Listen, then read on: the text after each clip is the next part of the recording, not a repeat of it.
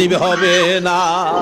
রক্তে লাল হইয়া যদি হুসাইন 2 রাকাত জুমার নামাজ পড়তে পারে গো, আজকাল থেকে কথা দিতে হবে জীবনে কোনোদিন জুমার নামাজ ছাড়তে পারবা না।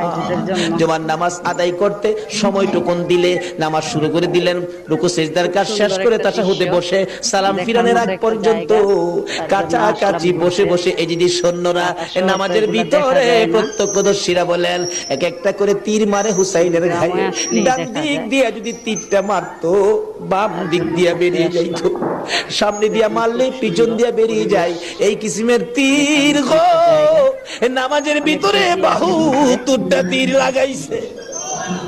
হুসাইন সালামটা ফিরাইয়া নানা গো কইয়া কালতে কালতে জমিনে গড়াগড়ি শুরু করে দিলে, নিষ্ঠুর পাষাণ এই যদি সৈন্যের সীমার গলা কাইটা মাথা আলাদা করে নিয়ে গেছে।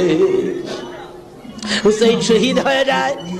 ওদিকে দিয়ে ডাকতেছে মুহররমের 10 তারিখ সন্ধ্যা যখন হয়ে গেল, উম্মে সালমা বলেন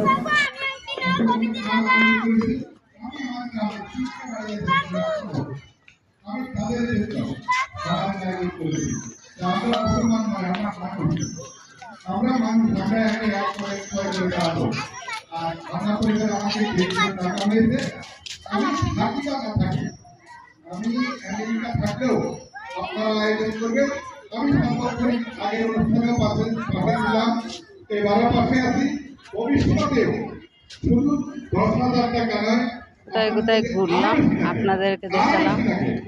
সবাই আমাদের পাশে থাকবেন, তবে একটা অনুরোধ আমাদের সাথে থাকবেন। সবার মধ্যে একটু মতভেদ, মানে সবাই একটু একতরফা ভাবে হায়দার ভাই পলাশ ভাই আমাদের সহদেব কুমার বীর যে পরিশ্রম করে